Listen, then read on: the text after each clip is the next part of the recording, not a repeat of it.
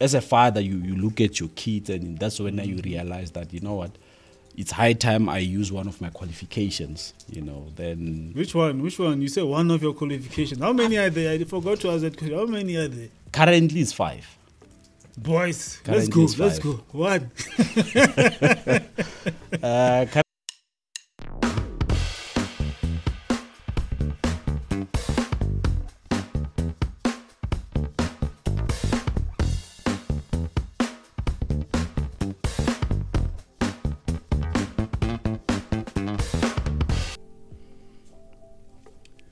Good day, guys, and welcome to the Exchange Podcast. Today I'm here with Mr. MOGOROSI.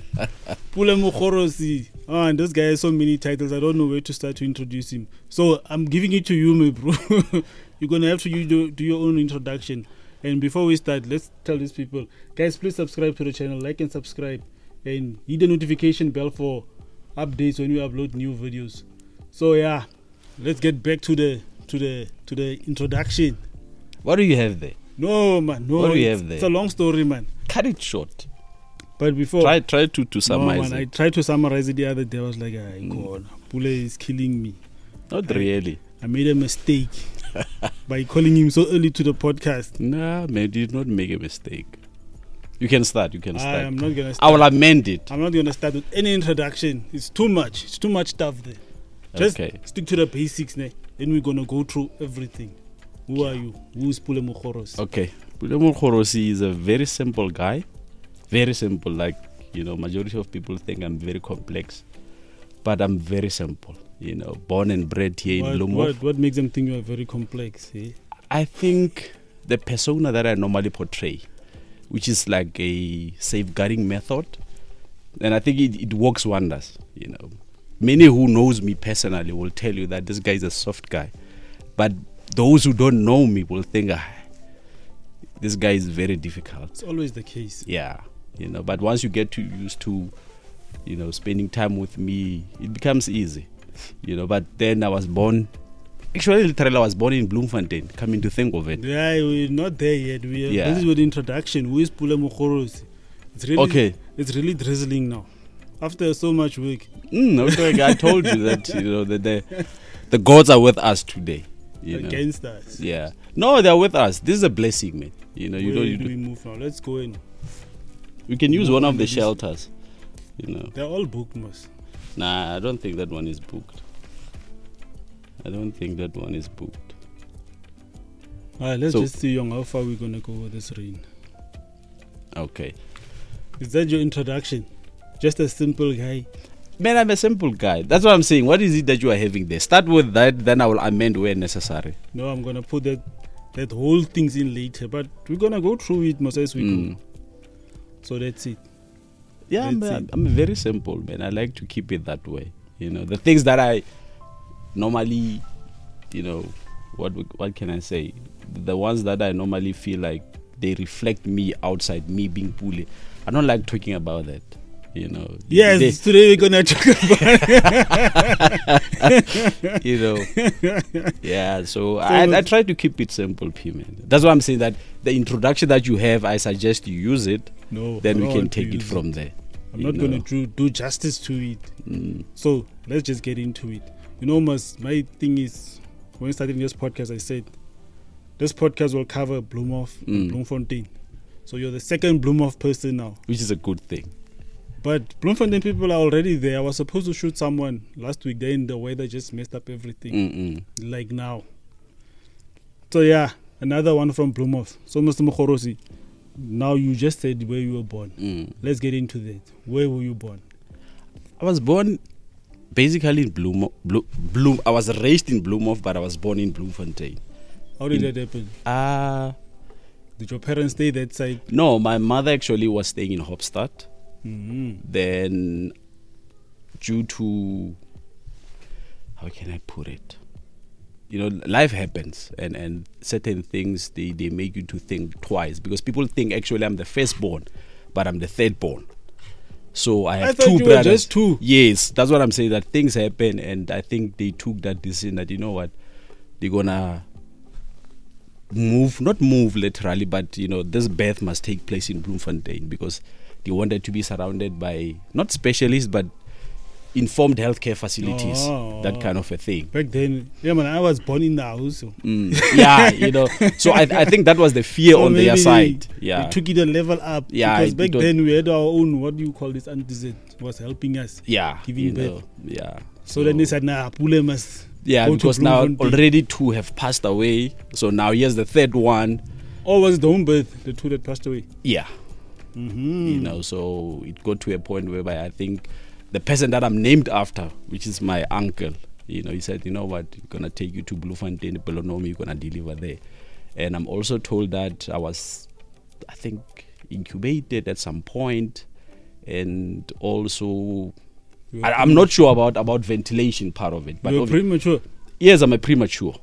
You know, Boys. I'm a premature. So I stayed there for, I think, a month or so. I'm not sure. But it was not a, you know, an easy birth, so I'm told. You know. So in Setswana, you become... So you went and asked those questions like... It's important. It's important to know where you are from. You know. And I think I had that relationship with my mom whereby we can talk about anything and everything, including my dad. And surprisingly, people think my dad was the strictest person, but I think towards his, in Africans, ouderdom kinda, he's softened up. No, it's always the case. Yeah, so when they are getting all this softened up, then they can tell you everything, where you come from. Yeah, so now speaking of mom and dad, you know, so can you give an interview of who they were? My mother was a teacher, and I think also that part people are not aware of it. He used to teach here in when you go to Hopstad, man, there's a place here. I just forgot about the name. So majority of the people, especially the Selaulanes, they know him from there. So she used to be a teacher there. Then she met my dad, who somehow convinced her not to continue with this, you know, with her profession, you know. So yeah, then eventually she moved to Bloemhof. That's it. Then my dad, as you might know, she used to work for Transnet, back then Spoornet, you know. So yeah, very humbled. I don't know that company. Let's not even entertain that company. Exactly, you know. Yeah, he was one of the guys to go to back then, and very informed. You know, I often say to him that, you know what, had you had an opportunity to go to varsity, you would have been far, because he was very smart. You know, I think I took a lot from him in terms of that area of life. So it was your parents and your 2 brothers. Yeah, now it's just me and my younger brother. The one before in Pidoski. Where is he, that guy? I haven't seen him in a while. He's here. You know, he's busy doing his stuff. So just the 2 of you? Yeah, now it's just the 2 of us. Twice. And then you attended school where? I started Kutsenolo. Didn't you go to crèche? Crèche is one of those things that you don't pay attention to as one of your curriculum. No, but didn't you go to crèche? I did. You started crèche, man. You must mention that crèche. Okay, I started. I think it was Lesedi Lesedi crèche, the one opposite Gale or Diagonal. Yeah, I was there for like 2 years, I think. Then Tsenolo came. Actually, before Tsenolo, it was Matlajane. Then I think I spent only a year there. Then went to Tsenolo when it started. Then primary Tsenolo up until we moved to the new side, because we were platooning back then, you know. So which new side? It used to platoon with Matlajane, like we'll go there 12 o'clock. Like Matlajane will be starting from 7 to 12, then Tsenolo will be 12 to 5, you know. So eventually we got our own side, we relocated there. I think when we were going there, I was doing grade 7. You know, so I was like the first senior there, in a way, you know. So yeah, so that's it. Then from there it was Tutolore. Then the same thing happened, you know. It was a new school. It platooned there by Gaupalelwe. Then it was the same thing, you know. Then I think halfway, I think grade 11, then we moved to our new school. Then I was there. We were the first matric. Which school was it? The one there by the Tutolore, man. Tutolore. Yeah. So we moved. You're not a Gaupalelwe graduate? No, Many people think so. Everyone from Kasis must say, yeah, I'm from Khapalelo, Khapalelo. I'm a different breed. I chose my path very carefully. Not to say I'm speaking. Okay, why did you leave Khapalelo and go? No, I never even thought of Khapalelo. Funny enough. You never went there? Nah, you know. I think I was captured because by then the principal, we were close, Mr. Nape. So I think I was more comfortable with him, and he was a principal there because I used to go and borrow movies from him, like those Al Pacino. You know, yeah. I never. My wife like to make noise about Khapalelo, hey, Khapalelo, this, hey, man, relax with that school. Yeah, so I'm actually Tsenolo and Tutolore. So I was growing up during that time, your schooling years. It was nice, man. You know, we used to worry less about things that we are worrying about now. You know, playing, doing things that normally triggers our way of thinking, because now technology has taken over to an extent that as and when you start doing something, you want to refer to Google and check if is it the right thing. So back then you used to do things and think that you guys that refer to Google are just always arguing. You know, so no, let me go and confirm what this guy is saying. Exactly. So it gets to a point whereby now things are a bit channeled, you know. So you get to a point where before you could even say something, you want to verify it. So back then you'll say something funny and someone else will say, where did you get this thing from? You know, like we had our natural wisdom, if I were to say that. And it was nice, man. We used to play soccer, cricket, you know, all these sports were like, you know, the thing to do. But now kids don't even do that. That's why you can even see them loitering around, going up and up. Spider hanging behind you. You know, and the wind keeps on blowing it here. So yeah, that was it. You know. During your school, so you mean during growing up in Plymouth, there was no tough times for you? You were like, man, you were having a soft life as a kid growing up. I didn't have that. You know, I always even joke about it to my kids that, you know what, I used to request something in January, then I know that I will get it in December. So with you guys, I having things easier. You send a request, within 3 or 4 days, you expect that thing to happen. You know, so things, yeah. You know, I even joke about when we do lunch in the morning. I'll say we didn't even have this luxury. Breakfast. Yeah, we did not have this. You know, and then they don't even eat all of it. Funny enough, they don't even appreciate that. Or they say, no, I don't want this. Yes, I want that's what I'm saying. They don't even appreciate it because they even say, no, I want this one. I don't want this. You know, it becomes an issue whereby you need to negotiate with them. So, but I think I'm trying to make them aware that life is bigger than that. You know, you guys having everything, it's a good thing, but you know, life has its own things. So you just need to. I'm trying to breed them in a way to align them. So when your parents, when did they leave? Like pass away or leave you guys alone? That part I don't like to talk about it. But now that you are asking me about it, I don't have a choice. You know, I think my mom was always on and off, kinda. You know, because it was chronic, like your diabetes and high blood pressure. So those were the things that actually at some point it got me worried, because now I had to move to Bloemfontein first year. You know, he was not well, and my dad by then resigned, you know, just to make sure that at least he's there, because my younger brother was very young, could not even do much of the stuff. So I went to Blom first year. I knew that, you know what, one of these days I'm gonna get a call, but you hope that it's not gonna be too soon. It's not, yeah, you know, so you don't know when do you expect it, but somehow subconsciously it's there.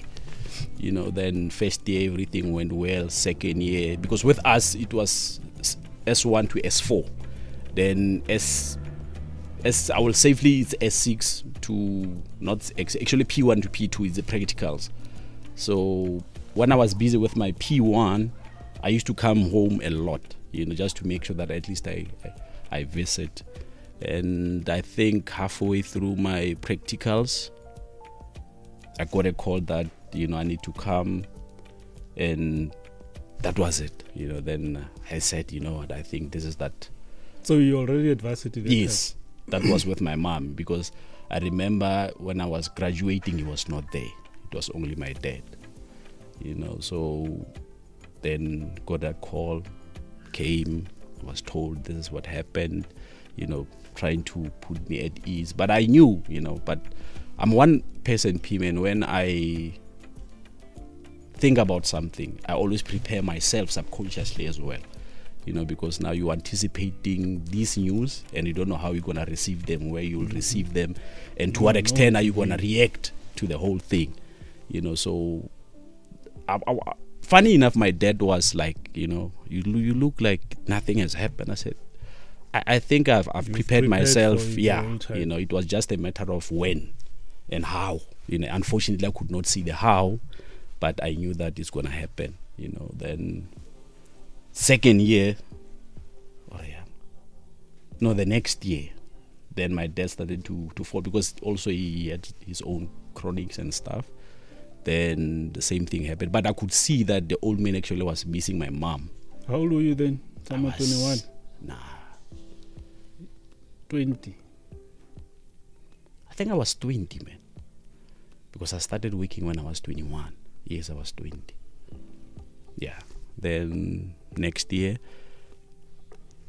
my dad, we used to talk a lot. Remember, I just graduated. I didn't have the license, and majority of the companies by then, especially your Telkom, your Ericsson, your Nokia, wanted you to have obviously your qualification and a license. So I did not have that. So I had to come back home, then spend some quality time with the old man. That's when we started to bond. We talked a lot about a lot of stuff. Then you got a lot of information. Yes, and effortless. And effortless, Nohal, which is the beauty about it, you know. Then we ended up talking, and he used to say to me every day, you know what, I miss your mom, you know. And I understand how he was actually missing him. I could relate to that. Because they were close.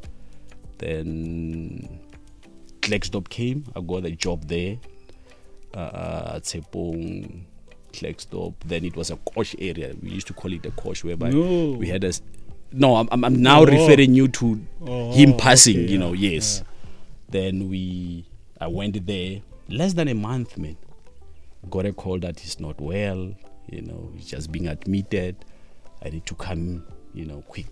I said, this guy hasn't chowed my money, he wants to leave now. You know, so got that call. They came to fetch me. But while I was driving, you know, coming home, I got messages from my friends. Condolences, what's going on here? I mean, I'm being told that I need to go home. Now I'm getting messages making me aware of something that I'm not aware of. You know, that's when now it hit home to say, yeah.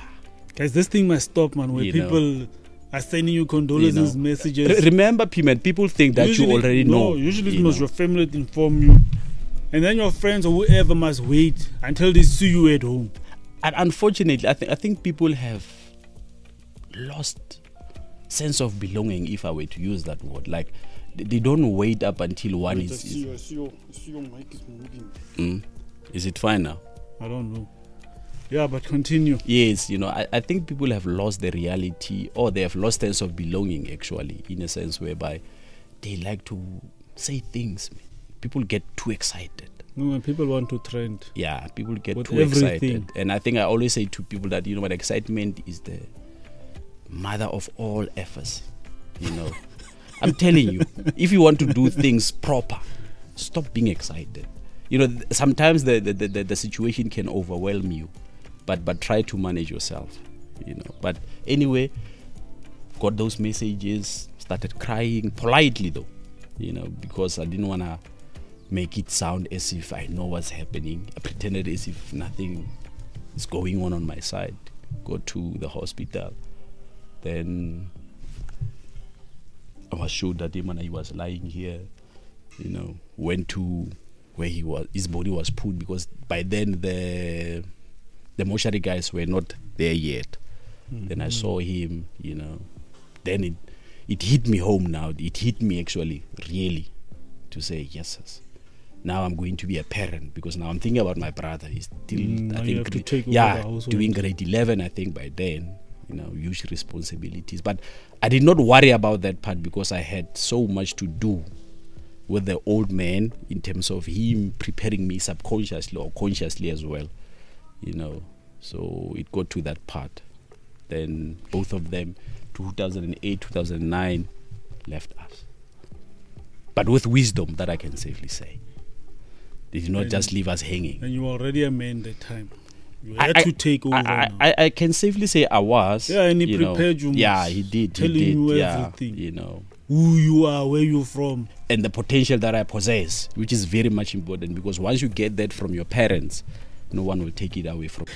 So, Mr. Mogorosi, after that, your parents are gone now. You took over the household. You are in charge now. Yes. Not as in charge of bullying your brother, but you have to see two things in the house. How was that first year, especially? It was. And you were studying, was? No, by then I was just only working. Oh. You know, fortunately, so I could only worry about him and making sure that he's got all the stuff that he needs. So you were staying alone? Yeah, he was staying with my aunt. Yes, because I think my father's side, in terms of the camaraderie there, it's magnifique, man. Yes, yes. You know, most people, they always say that, you know what, we are closer to our mother's side, but you are a unique breed looking at this whole structure, because now you're more closer to. In my case, I'm close to both sides. There's no mother's side. I'm close to both. I know a lot of people are writing this nonsense on Facebook. My mother's side the whole time. You know, but it depends again how you relate and relate in a sense that how they can relate to your situation. You know, I think that part plays an important role as well. You know, so yeah, then I told myself that every week I need to come and see this young man and make sure that he's aligned. And now remember, he's in grade 11, grade 12 is here, so there are a lot of things involved. So yeah, then I took a decision there and there that, you know what, the young man is alone this side and he's very fragile. You know, you can imagine 2008, the mother passes away. Now 2009, thoughts are fresh. I used to make sure that at least, you know, he doesn't lose focus. Then every week I was coming this side because I was based in Klerksdorp. So every Friday I will hike, come this side. Then Saturday, Sunday, depending on how things are on the other side, I will, you know, hike back to Klerksdorp. I think I did that for almost a year. Then eventually I said, you know what, I need to get myself something to be mobile with, you know, then got myself a vehicle. Then it was more like, as and when I feel like coming, I will come. Like, knock off 5 o'clock, I will come this side, 6 o'clock in the morning, drive back. Petrol was still cheap. Man, life was too easy back then. You know, you used to worry less about the things that now you were worrying about. To the wound. Things are tough, man. You know, you are even planning to go and do one of the simplest things just to have fun. You can imagine, you know. So yeah, but I think we ended up being close, which was a good thing, I think. Then grade 12, I had to move now, I think, to Rustenburg because I was identified by our directorate by then to say, man, there's a position there. Before we get to the directorate, man, I want to hear varsity life, man. Let's go back. Okay. How did you get in there? Did you apply or did you pay yourself? No, the thing is, I have money, I'll pay my whole study. No, the thing is, I think, you know, having a father like mine, you're bound to do things in a very informed way. You know, it got to a point whereby when I wanted to leave, he said to me, Chief, this thing is easy. You either choose the university that you want to go to, or you can go and look for something. You know, when I said, what's something? He said, no, man, I want you to go to varsity because you will be the first one in the family and that will be a good thing. And obviously, you know, that will set a very good precedence in terms of the structure here in the house. And your brother is here also would obviously want to do the same. You know, we are not saying it's going to happen, but, you know, you doing this might actually prepare him mentally as well. Then, by then I wanted to go to Vestec. I wanted to do mining there. Then I called, I think it was on a Thursday. Then they told me that mining is full. Then he was there by then. You know, I gave him a call. He said, I'm gonna come. That was Friday, and see what we can do this side. Friday, took the hikes and went to Blom. Instantly, I was taken. But then, here's the funny part. You know, you get there, this is a huge building. You know, seeing a lot of people, you start to panic, man. What's going on here? You know, remember, I'm from a very small town. I'm used to things that are done in a particular way. So here, things are not structured, but you start to apply your mind and say, no, man, things are.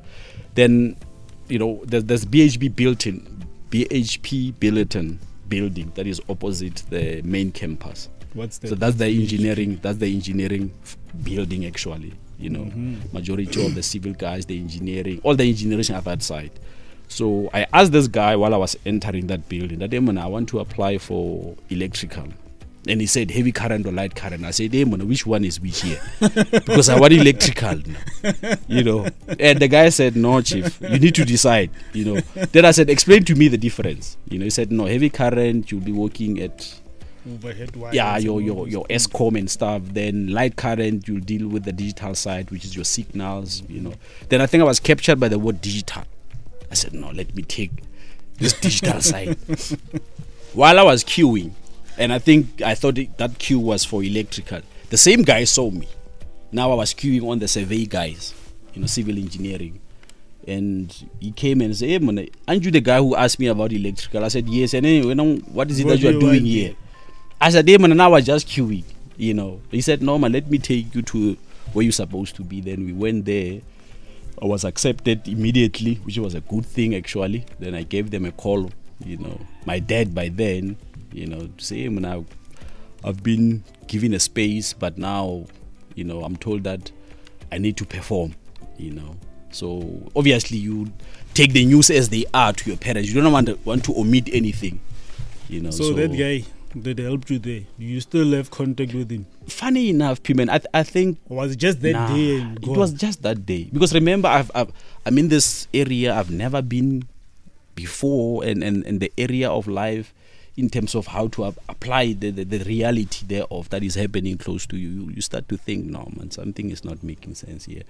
But let me try to be the bigger person. But you are failing every time you try to be this bigger person, you know. So I think it was just a moment of someone being sent to me to assist me to get that. And out of yes, you know. You find such people, especially this nowadays, that they will just be there to make sure that they give you whatever that you are in need of. Then off they go to another phase of their life. That was actually a 360-degree turn, born in Bloemfontein to Bloemfontein. Yes, I always... I used to tell my mom the same thing, that, you know what, I think you guys thinking of giving birth there was a good thing, you know, because now I ended up going there to do my first year. So how was life there? Life was good, man. Life was good. Like I said, I'm a very simple guy. Is this rain for real? Yeah, now it's here, you know, now it's here. And now it's time for, we had to change the scene by force here because Mr. MOGOROSI came with PULE here. Yeah.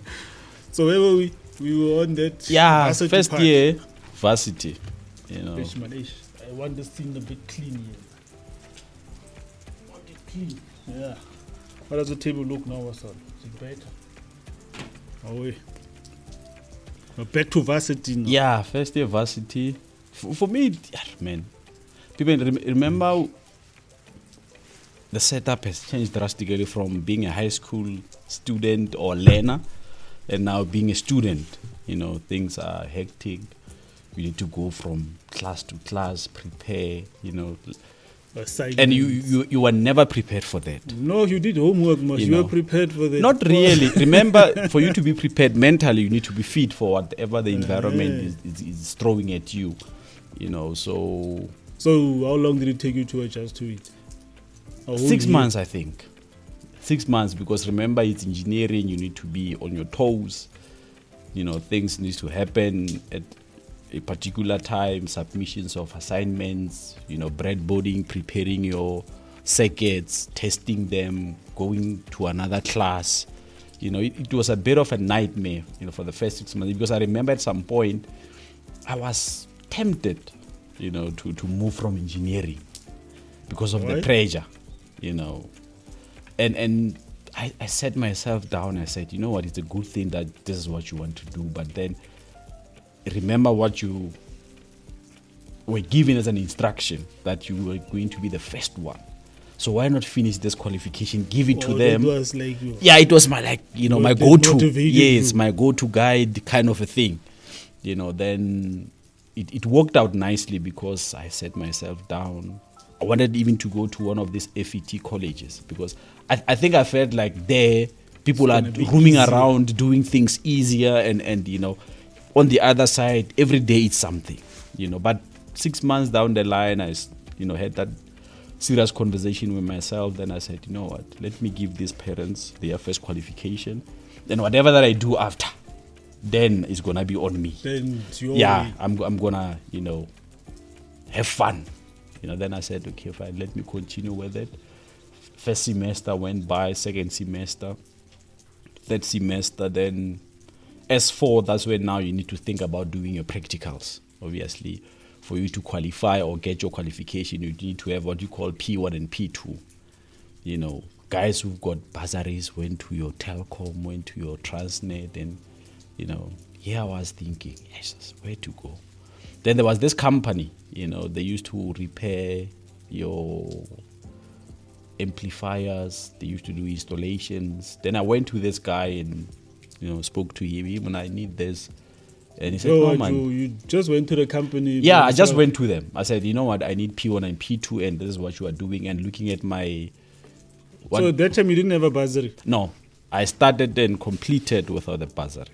Oh, that is why usually when you get a bursary, you already placed. Yeah, you get placed. That's why after I completed, I had to come back home. So yeah. Yeah, then P1 happened, P2 happened. Funny enough, when I was submitting my P2, the lecturer by then, I think it was Ningrid, he said to me, hey, man, your P1 is good, your P2 is good. I have this thing in mind. Are you interested to open a workshop for learners so that they can come and train at your company? I said, this guy, what is it that you're talking about? I just completed, and now he's bringing this big idea.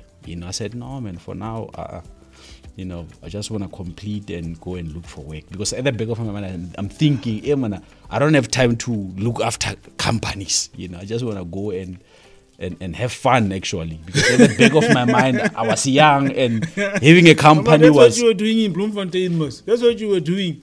P-Man, these things, now that I'm now here... And remember where we met the first time in Bloemfontein? Yeah. You were having fun that night. That's what I'm saying, That's the mentality of a student, man. The least... one of the things that don't make sense is for someone to come and tell you that you need to open a company. At that age, I think I was 20, and it gets to a point where you realize, maybe this guy wants to chow money with me. I applied and nothing came. I started thinking about this offer now, Then I said, no, let me go home and get energized, recharge my battery. Something definitely will come. Because I knew that I had good grades, and it was just a matter of time, because the only obstacle between me and working was just a license. Because these guys, they will give you a bakkie, and you would go into these towers, make sure that there's a signal. Majority of the guys that I studied with, they are doing signal stuff, digital and all those stuff. Then Flagstop Sepon came into picture then that's when I moved from electrical to clinical. That's where, things changed drastically for me. Now I needed to know the anatomy part of it. When you start working on the machine, what is it that you are looking at, and the things that you need to look for when you are repairing. It was now a totally different ball game for me. But because I knew that I have those abilities to grasp the concepts easily, then I said, no, man, I'm giving myself 6 months. I should be in the same level as these guys. In Klerksdorp. In Klerksdorp. And the beauty about it, we used to travel a lot. Leaving the country? No, locally. Uh-huh. Yeah, locally. So I want to get to the part where you ended up in China, man. How did you end up in China? Okay, before that, it was department. I worked there for like 6-7 years. Then I moved to Krugersdorp Netcare. I worked there for like 6 months. And the one that actually... 6 months? Were you interning or something? No. I got bored, man. You were appointed and then you said, no, I got bored because I realized that, no, I'm a traffic cop here. I'm just allowing guys to come into the institution. I take them to the machines. They repair them. Then I just sign the job card, give it to whoever that needs to pay them. And then that's it. Then I just file the document. But people must are happy nowadays if they have an easy job. I said, nah, this is not where for they're earning enough. Nah, I said, no, this is not for me. And I think while I was there, month 4, somewhere, I was given the Employee of the Month award. I said, what is it that the people are giving? Because I've done nothing actually, coming to think of it. You know, then I applied. So what were you expecting in the 6 months? You wanted to make drastic changes? No, I was doing my work. Nothing else. That I can tell you so now. You were just running your procedure? I was doing things to the best of my ability, because I'm one person, when I do something, I do it to the best of my ability. So 6 months you... Yes, I was given that award, and I was like, okay. Then when I was giving them my resignation, they were surprised, because 2 months down the line, you were Employee of the Month. 2 months, you are resigning. What's going on here, Chief? I said to them, you know what, guys, I'm the problem here. You know, I thought that I would be doing these things, but then company doesn't allow that. You know, you need to outsource guys from your dragger to Phillips. They must come and touch their stuff to avoid litigations and stuff. You know, but I said, you know what, it's one of those things. I need to follow the instruction. Then I applied. BioWorld called me. You know, the first interview went well. What's happening at BioWorld? It's a biomedical company. Yeah, you know, it was founded, I think, by a guy from, I think he studied at UK. Then met this guy in Cape Town. Then they formed this company, and that's how they started to realize that actually there's market outside South Africa. You know, so yeah, went to the first interview. Then, and the guy told me that, yeah, Mana Chief, I was actually on leave, but I saw your CV. I wanted to make sure that the person who's giving us this CV is the person that we're going to be interviewing, because I think he had this mentality of testing people, you know. So I went there. He now started to realize that the CV and the person actually, they are made, you know, there's a match here. Then he said, you know what, before we can finalize anything, on my side, I'm happy, but there's a guy from Cape Town. He runs the operational side on the international, you know, side of the company. Then he will be here in 2 weeks' time. Are you available to come for a second interview? I said, no, I don't have a problem. Then they called me. I went there, you know, and for me, you know, majority of my interviews, they are never formal. You know, it's just open conversations. Tell us about yourself, how you were raised, you know, simple things. No, so, like, apply your mind. So give it's us already a podcast then. So your interviews was like a podcast. Kinda, you know, because I think I have that, I want to say it's an ability, but I know how to handle myself under pressure. So I think once you realize that I don't have to be formal with this guy anymore, you end up putting aside your questionnaires and we have that conversation, you know. So second day I was told that, no, you are hired, Chief. When can you start? I said, I need to serve 1 month notice. That's when I, you know, resigned from Netcare, Krugerstop. Then I went to BioWorld. That's where your China's trip start comes in. Then you were there for how long? I just want to see in comparison to the first one, 6 months in there. 2014 to 2016. I think 2.5 years. 2.5 years? Yes. Why did you disappear? But before we go to the disappearance, China, what were you doing there? I was servicing their medical equipment. Remember, BioWorld now had contracts with big companies like your ISOs. ISOs International. One of these days you must just Google that company. So they are like multimodality companies that have clinicians situated either in the mines, your rigs. Then you will go there and service their medical equipment. That's how actually, because there was one site, I think, in Guangzhou, because it's closer to where they have their nuclear station. Yeah, you know, so I went there because we had a contract with ISOs. Though majority of the companies that builds these medical equipments are from there, but we had an agreement with these guys that as and when they need us, we need to fly anywhere and everywhere. That's how I ended up going there. Okay, but you're also in other parts of Africa. How did you? Yes, it was the same thing. Because remember, like I said, ISO is the international company. So it's the same company that was sending you to all these places, where Ghana and your Zambia, you know, so your DRC as well. I think I did DRC 3 times, and Ghana I think 2, then Zambia 1, and China 1. So just an overview with what's happening in the country now. Getting into those countries, how is it? whatever's happening here is happening there also. These things are the same. I think we tend to take them lightly because we never experience them, firsthand. But we are quick to judge as South Africans, that I can safely say. But then once you start to move into territories that you are not familiar with, you start to realize, oh yeah, actually, we've got everything.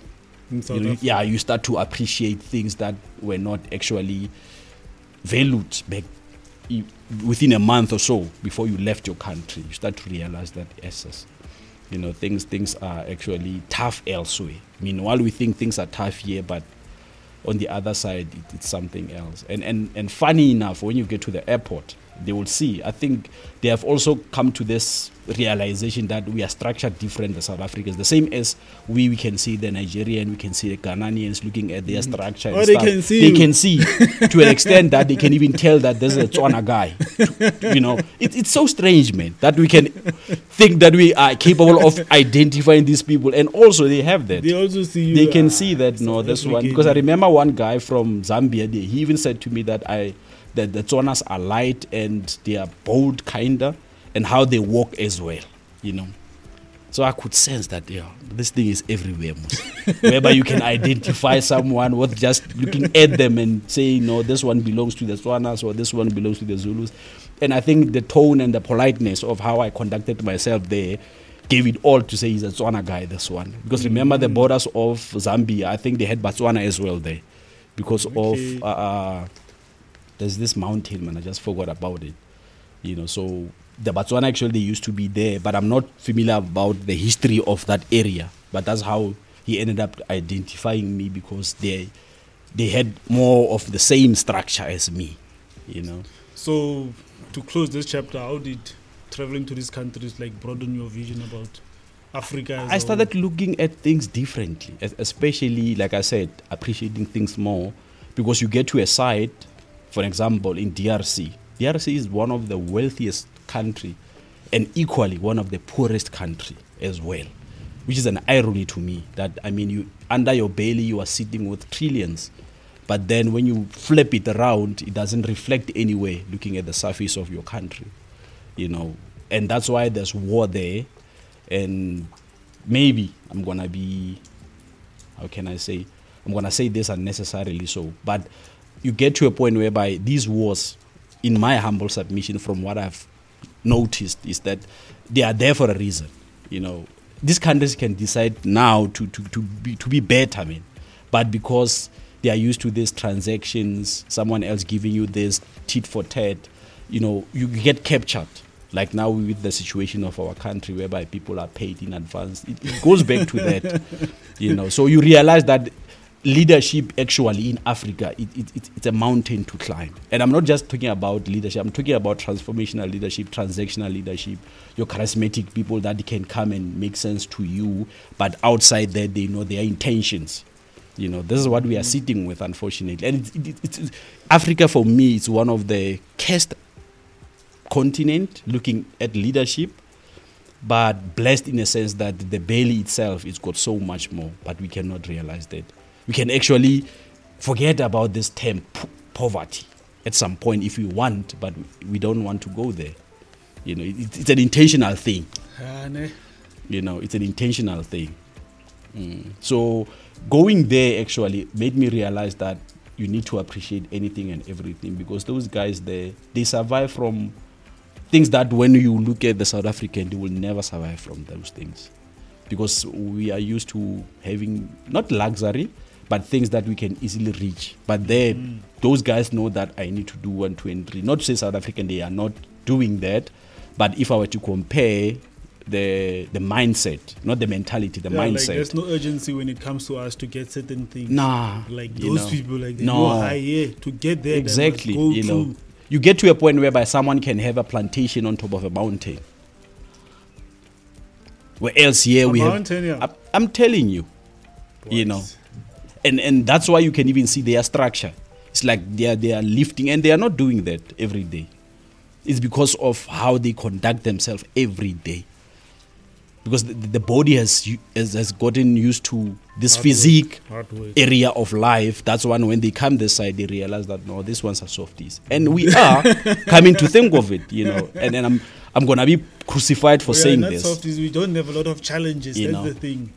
We do have challenges, P-Man, but we don't want to look at it in that way, because it's on a lighter note. Our challenges are not the same. That's what I'm saying. It's on a lighter note, but we have challenges that I can tell you now. Yeah, but Africa has been recognized. Now we moved on. Congrats with your new appointment at Kuru. So you went from technician and everything to educator. How did that one go about you? No, man, you know, life happens, and you get to a point and you realize that you have a company. It has been doing good for quite some time. COVID hit and things started to go down because budget was shifted, because the priority was now this, you know, management of COVID. And you as a father, you look at your kids, and that's when you realize that, you know what, it's high time I use one of my qualifications, you know. Then which one? You say one of your qualifications. How many are there? I forgot to ask that question. How many are there? Currently it's 5. Boys, Currently let's go. One. Currently it's 5. So yeah, you know, I had to look at my CV. You are playing here. You know, people are out there collecting qualifications and let them collect dust there. You know, when tough times come, you say, let me use one of them. Yeah, that I think that's the benefit of studying things on a broader level. You know, because so before we move on, which ones are there? I want to know them all. Okay, I would mention them using the levels. Mention them any way you want. Yes, you must make sure me and other people understand what they are. There's a reason why I'm going to do that, and I'm going to explain it, because I think that there's a mentality out there, and maybe I'm going to be crucified for saying it out loud as well. To say people, when they start going to tertiary, they look at a qualification attached to something. But now if you have a level of a qualification, you start to assess yourself differently, or actually radar yourself differently in a way. You know, I always joke about this, that I could have easily continued with my engineering, and probably now I could have had my PhD if I wanted. But then I realized... So you went different routes. It's important. Remember, the idea is to be that person who... Versatile. Exactly. Versatility is important. It's very much important. But then cutting to the question that you are asking, I've got level 6, which is normally referred as your diploma. I've got level 7, which is normally referred as... which studies are those? Okay, level 6, engineering, electrical, light current. Then I've got level 7, BTech, which is now your PGCE. What is PGCE? Postgraduate Certificate in Education. Okay. Yes, but then before I did level 7, I jumped level 7, I went to level 8 because of my recognized prior learning, which is an option that you have to skip level 7 because you've got 5-year experience and move to level 8, which is equivalent to your honors. You know, that's how I went to UCT with that. Then I went and studied healthcare technology management there. Yeah, you must have mentioned, where did you get them all? Yes, then my first qualification is CAT, Central University of Technology. Then my second, which is the UCT one, level 8, which is honors, UCT. Then I went and did PGCE. Now I went from level 8 to level 7 because I wanted to balance the sequence of events. Yes, then I went to do PGCE, which is level 7. Then Northwest University. Now I went and did now PGD, Postgrad Management, which is level 8 as well. So I've got 2 level 8, I've got 1 level 7, and I've got 1 level 6. And I've got also a certificate whereby I'm an actually qualified occupational health and safety officer as well. I did it with UCT as well. You know, so yeah, that brings them to 5. So now I'm busy with my MBA, which is level 9. So you're not stopping anytime soon? I don't think I'm going to stop, man. I'm being captured. So that's your drug now, eh? Yeah, I'm addictive. I'm addictive. You know, I'm addictive to these things now. And I think it's a good thing. And before that, I was busy with my master's in engineering with UJ. Then when COVID hit, then I had to stop, and I was halfway my thesis by then. So I had to weigh my options that, you know what, it's either I continue with this, but now the family is going to suffer. You know, then I post that qualification. I think I'm left with roughly 42 pages to complete. And remember, the area of interest for me was the Department of Health, looking at clinical engineering and devising an essential equipment list for them. You know, because I could sense that people are just buying medical equipments because there's money, but they are not prioritizing. You'll find that the clinic that has, let's say, a ratio of 1:2 in terms of maternity, they've got a CTG machine. Meanwhile, they're supposed to have a Doppler there. Then you move to your CHC, which is your community healthcare centers, where they're supposed to have a CTG. They don't have it because someone else who was sitting at the panel someone just sitting there decided to buy this thing. Because there's money there. So I wanted to have an informed document aligning them in that, you know. So everything was going smooth. What I wanted to do now is just to go and conduct my interviews, data analysis, then compile a document and submit and wait for the final results, whether they give me my master's or not. You know? Okay, now back to Kiro. Yes, then Kiro, I went there 2020, man, to do my practicals there. I was there for 20 days. January came, I saw an advert, I applied, then they called me. I went on an interview on a Thursday, Friday I was appointed. But why Kiro? Why did you come to our government school, man? So you're also an essay to our schools, must watch. I know. you know, P man. I don't have an exact answer to what you are trying to paint, but I think sometimes we like to think that we know our path, but the higher one knows our path. Okay. Yeah. So I think for me, going there to do my practical, somehow things were just falling yes, they were place. just, you know, because the same week that I was preparing for the interview, and many people will tell you, especially who are applying for MBA. MBA is not like you apply and they take you as a student. No, there's a process there. You apply, you get provisionally accepted, then you need to write a assessment. I think there's 5 of them. Then from those 5 assessments, if they are happy with them, then now they move you to the interviews. So during that week, I was busy with the preparation for the interviews for the MBA. The same week, I needed to go to Kiro as well. So that week for me was a blessing, actually, how sequence of events unfolded. Fell into place. Yeah, you know, as I'm saying that certain things, even if you want to do the opposite, the ancestors will align you.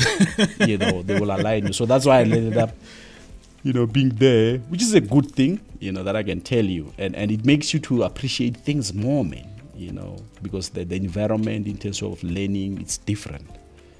You know, and now it brings me back to their motto as well, you know, quality education for future leaders. You look at the structure, you look at how things are being done, you look at how content is being delivered. Like literally a learner can be sick and get a lesson while they are sick, actually, at home. Because what you need to do is just to log on Teams and make sure that that learner can access whatever that you were presenting or the lesson that you had, which is not actually, I'm not comparing, but I'm just giving you that.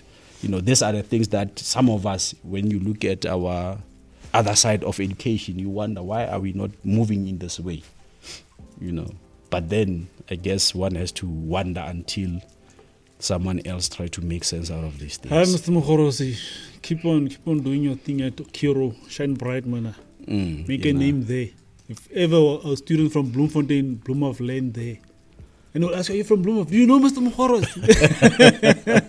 You know, so like, no, it's nice, man. It's nice, and I think my learners have come to realize that I'm not, I want to say a typical teacher, but I understand that learning happens in different forms and shapes.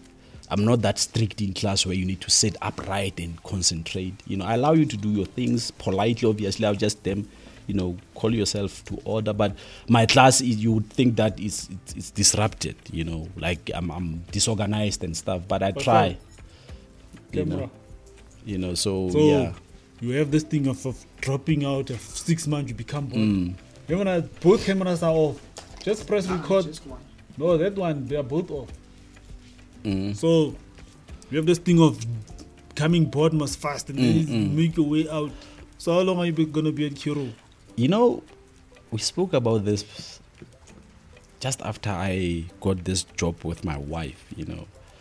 she was even saying the same thing, that I have a tendency, she called it a tendency, that, Dodging, not dodging, I get bored. I said, no, man, I think with me, considering that my mom was a teacher, I think I owe it to her somehow.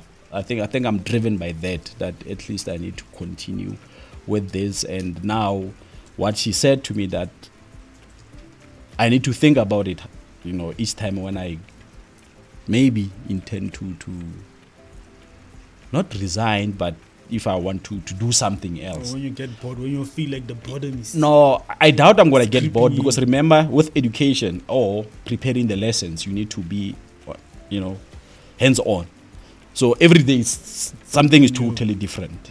Yeah, and like I said, the beauty about that is like the standard is very high, so you need to maintain. There's something satisfying in passing on knowledge, man. Yes, you it's like it's like planting a tree, man, and making sure that every day you water it. I know when someone's gonna ask prune you it, something in your field, you're gonna keep on going the whole day, then someone else gonna come in. When is this guy gonna stop? Not understanding that feeling of passing knowledge. And I think with me, teaching has always been there, because everywhere that I have been, especially when I have to give in-service training to the clinicians like your doctors and nurses on how to use the machine, the guys used to say, man, you'll be the one doing the presentation, because you have this way of articulating things, and while we are listening to you, we can actually effortlessly relate. You are already seeing. Yes, so I think I have that kind of, I wouldn't say it's a gift, but I have those abilities, that I can present something for the first time that you have never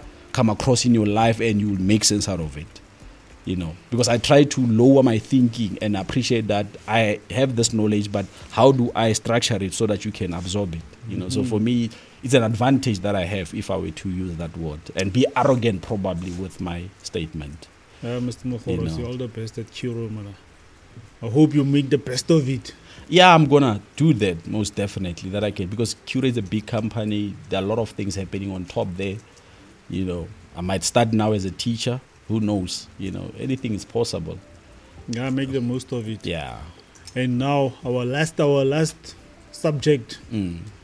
Did you attend build meeting yesterday? It was supposed to be yesterday, Mas. No, there was never a meeting as far as I know. So Brati didn't call the meeting? No. Remember, he made us aware of it, and before that, actually, there was a proposal, and 2 weeks later, or somewhere there, he made us aware of this long weekend that we need to meet, and no one actually responded except me and someone else.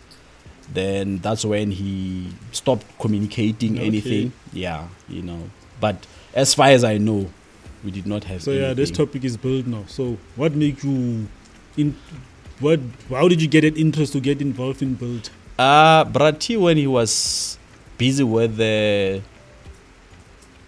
would say the concept, he contacted me and said, hey man, there's something that I'm busy with. Are you interested in it? I said, you know what?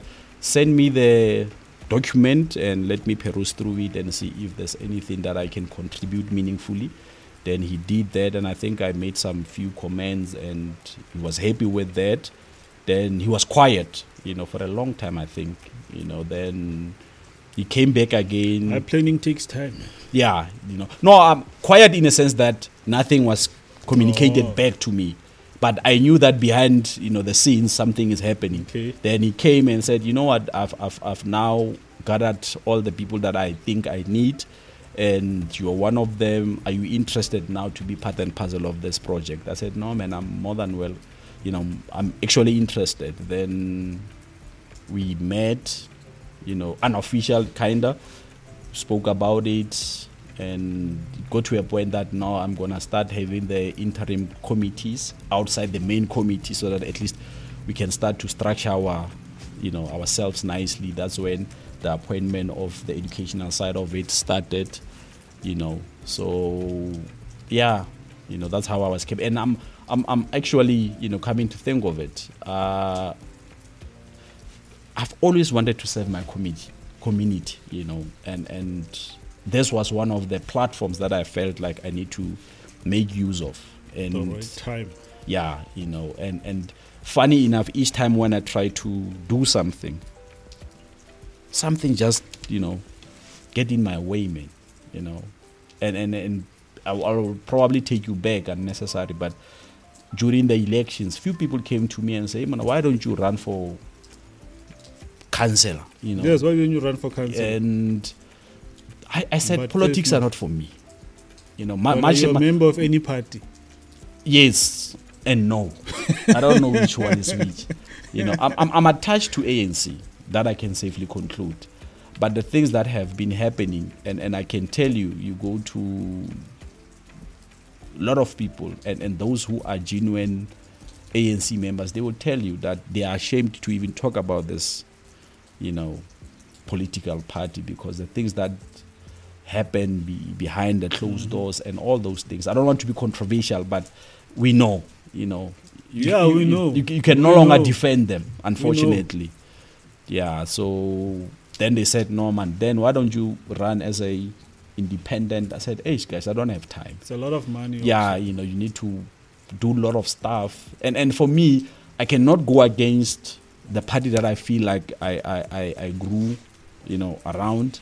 No, man, you must stop this loyalty. Unnecessary That's what loyalty. I'm saying. It's difficult. It becomes a DNA encrypted kind of a thing. It's hurting our kids or the coming It does. That one I will. Youth now, they are suffering under this definitely unnecessary loyalty from our people. For definitely, this I will never disagree with you when you say that. I said it, guys. I said it. Mina. Yeah, but you tend to realize later that you're better off not mentioning the party itself and just be behind the scene.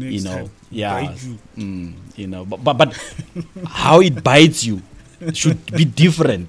You must utilize your way of doing things. So here's this one. Remember what he said on that podcast. I've been beaten before. That I can say, and I can fairly talk about it even now. Because people have, that's what I'm saying. That for me, it's not even an issue that I'm afraid of what will happen. Things have happened. I've been told that, do you think this will be this because of that? Things have been said before me, and I think they have made me realize that, no, man, currently, things as they are, Bloemhof is not for me. Because each time when I want to do something here, I get something elsewhere. So I think the gods also, they are actually working in my favor, aligning me that Chief is not now. And I think this is the best time to segue out from this topic to a message to the youth now. What can you tell these young guys out there? They are going through the most. Getting into drug abuse is so easy for them because for them, they don't see any opportunities. Yeah, man. You would know but that. Maybe just a word. No, whenever I talk to them, I just tell them, just be consistent in what you are doing. Consistency is key. People are watching. Yeah, consistency is key, and from consistency, that's where you start to perfect your skill. But with the message, what I will just say to them that, all of us come from different backgrounds, and some of you might think that we had things easy, but we didn't. We had to fight, but you fight with time. You don't use, not arrogance, but you use your ability to make people aware that this is what I'm capable of. You can still win the war without actually killing anyone. You can just go inside the room and lighten up the room without you causing any havoc, because I think these days we have learned the art of causing scenes and throwing stuff and being violent. Stuff. It's a good, not a good way of showing people that you are angry, but you can actually be a better person and do something totally different, and people will start to realize that, yes, we never thought of this thing, and here's this guy came and did 1, 2, and 3, and we can actually relate, to what he has done, But I always say your environment would always dictate the terms and conditions on how to conduct yourself, but try to liberate yourself from doing the obvious. The obvious I'm referring to causing havoc, making people aware that you are capable of doing 1, 2, and 3. When they see you, they see violence. We can still, man, we can still make an impact without causing any scene. But it's difficult. It all boils back to the mind. That's why Martin Luther King once said that the mind is the standard of a man. You know, how you conduct yourself would actually separate you from a lot of things. You know, you can be a better person today, tomorrow you can be something else, and we'll wonder, actually, P-Man, what happened to him? Because he used to be this sharp guy, you know, because now the standard that you used to portray or that you used to held is no longer there. You know, you are vulnerable to all these things, and once you become vulnerable, you get exposed to a lot of stuff that never intrigued you before, but now you are easily captured, you know. But in short, what I can safely say to the youth is to say, work hard, guys, and continue to prove yourself regardless of who says what about you. Because now, I'll make an example. There's this guy, Rajaji, is an Indian philosopher. He used to say that the qualification that you acquire should never be a shirt that you put in the morning and take it off when you sleep at night. You know, it should actually reflect on a continuous basis, no matter how little you contribute to whatever conversation that people are having around your circle. You know, it should make not a huge impact, but it should resonate. And gets me now to this part where it says when you get your first qualification, you think that you will change the world. And that age, you are around 20. When you get to 25, you realize, no, the world is too big for me. Let me change my continent. Then you realize later that, yes, this continent is too good, it's too big for me. You get to 30. Then 35, you realize, no, man, let me change my country. Then you realize that country as well is too big for you. You move from your country, age 45, 50, you focus to your province. You realize that, yes, this province is too big for me. By the time you get to 60, you realize you ought to have changed yourself. You know, all these years you've been trying to change all these things, but then you were the problem, you know, because you cannot find sense of belonging in certain things outside you being yourself, you know. So that's what I can say for now to the youth. Mr. Mogorosi, thank you for coming to the podcast. I appreciate you guys that make time for me to sit down with me. I know a lot of people think this one is just playing, but I like people's stories, to hear people's stories, where did they come from, how did they get to where they are, and to show these young ones, hey man, you can come from anywhere, any kasi, and still make it. So I take you as one of those people who can inspire the youth and tell them to change their ways and do better in life. So thanks for coming. If people want to contact you, where can they find you?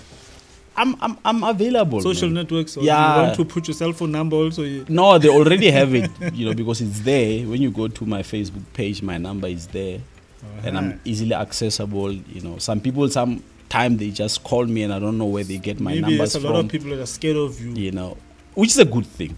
That I must say, you know, because it protects you, man. They look at me and say, this guy. You know, it protects you. It's a wall that is built for a purpose. You know, that wall must be broken down. People must come.